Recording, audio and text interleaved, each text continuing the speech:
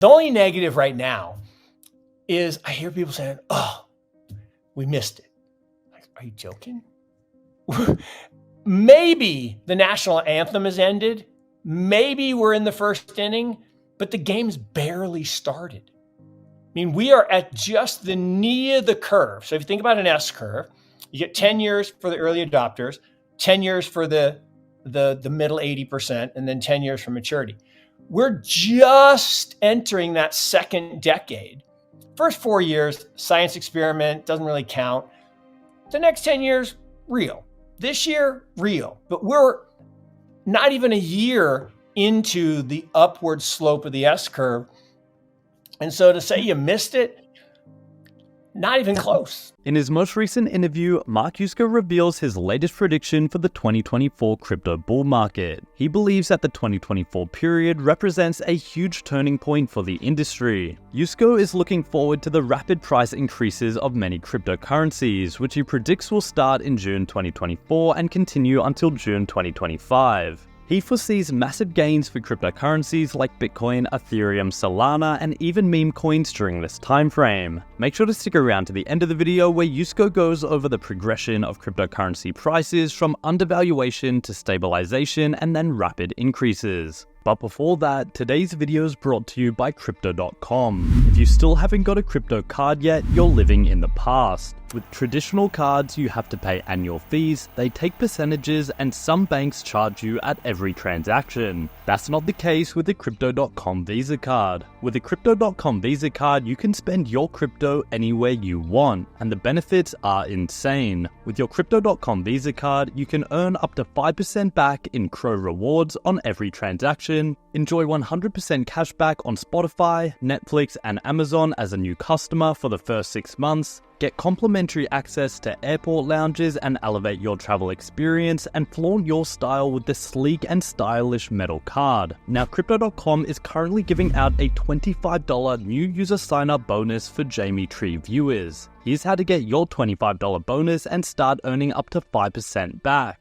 First off, download the Crypto.com app by clicking the first link in the description or scanning the QR code on screen now. Second, sign up using our referral code NUTTY for your instant $25 bonus. Thirdly, once you've signed up and have been approved, here's how to get your Crypto.com card. Tap the card tab at the right of the navigation panel, select your preferred card tier based on the required cardholder Crow staking or lockup amount. I personally have a Ruby Red card. The only requirement is you lock up 400 USD of Crow for 180 days, which is then unlocked. Then accept terms and conditions. And you'll have to have sufficient Crow in your crypto wallet for the 180-day stake or lockup.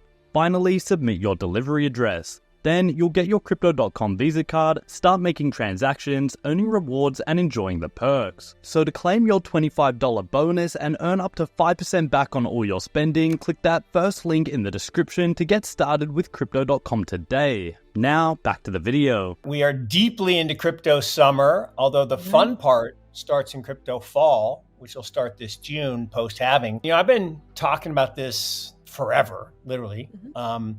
The whole hashtag get off zero. Zero is the wrong number. And we're starting to see that permeate everywhere. So, the early adopters, the nerds, the geeks, the wizards, all that stuff, that happened kind of from, 09, 10, 11, 12, 13 into 17, 18, 19. And that first decade is tough for people to really kind of catch on. But now we have these ETFs, which make it possible to buy without going through all the hassle of having a device and, deal with the bearer assets. And it's such a big deal. And I don't think people really appreciate how big. I mean, it's pretty amazing. You go back a year, and a year's not that long, right? But a year ago, we were sitting just around 20K.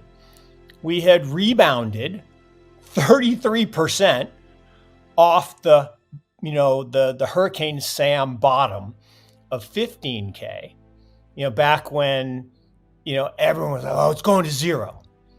Like, zero's a really big difference from $15,000 per coin. Now, it was zero in 2009. I mean, literally zero. There was no value in the network. It was a science experiment. People didn't really know what to think. Was this really anything? Today, if you spent any time with Bitcoin, you understand that it is the future of money, right? And by money, I mean the base layer of money equivalent to gold. Beyond that, Michael Saylor's been on TV lately talking about how it's digital property. Even calling it a cryptocurrency is undervaluing what this means. And as more and more people realize that, we went from 20,000 a year ago to over 70,000 today per coin, and a market cap well in excess of $1 trillion. So again, from zero 15 years ago to over $1 trillion. And here are two things for advisors that are really, really important. Actually, three things. One, it is Bitcoin, the best performing asset of any asset that you have in your client portfolios, 12 of the last 15 years. And it's on pace to be, 13 out of 16 because it's winning this year. Okay, so why do most people have zero? Doesn't make any sense. Second thing, the Sharpe ratio, meaning the return per unit of risk, is the best over the past decade of any asset. And it's not close. So again, how could anyone have zero? Doesn't make any sense. And then the last is, and it really underpins that, the second, the correlation of Bitcoin to bonds is 0.0, and the correlation to stocks is 0.15. So it's the best diversifying asset. If you look at the Markowitz framework for building portfolios, it's the best diversifying asset we've ever had. Better than hedge funds, better than private equity, better than real estate, better than REITs, better than commodities, better than CTAs, better than cannabis, better than anything. And that doesn't mean those other things aren't good. This is just better. So the light bulb's gone on that everybody has to get in the pool. So in the beginning, every 10 minutes, they would create a block. And in order to create a block, you have to have miners, which are basically just computers, to cryptographically secure that data, create a hash. Okay. And in order to entice someone to buy computers and pay for electricity and do this, you pay them what's called a block reward. So the way Bitcoins were created is every 10 minutes, back in 2009, 50 Bitcoin were awarded to the miners. Every 4 years, that number gets cut in half. Well, if you think about that, the genius of it is if you cut the rewards in half, well, then some of the miners would go out of business. Well, the miners don't want to go out of business, so they hold their Bitcoin longer until the price rises, because that's how markets work, right? People say there's more buyers than sellers, or more sellers than buyers. No. There's always the exact same number of buyers and sellers. That's how a transaction works. It's the price that adjusts. If a buyer wants to really buy, like right now, every day, money's going into the Bitcoin ETFs. Those ETFs have to buy. They don't have a choice. They must buy. So they are price insensitive. No matter what the price, they've got to buy it. The sellers, on the other hand, are like, I don't have to sell. So you know what? Unless you pay me more, I'm not going to sell. Now, if they need the money really fast, like say the electricity bill comes due, they're like, I just got to sell, no matter what the price, no matter if the price is falling or whatever. It doesn't really matter. So supply and demand have to balance. But if the price then starts to rise, well, what happens? Well, that causes attention and that causes activity. And so we get these cycles where the price starts to go up.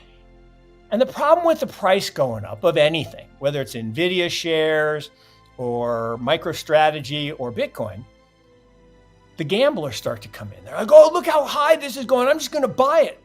Did you do any work? Well, no, it's just going up. I'm going to buy it. And so it pushes the price to crazy town.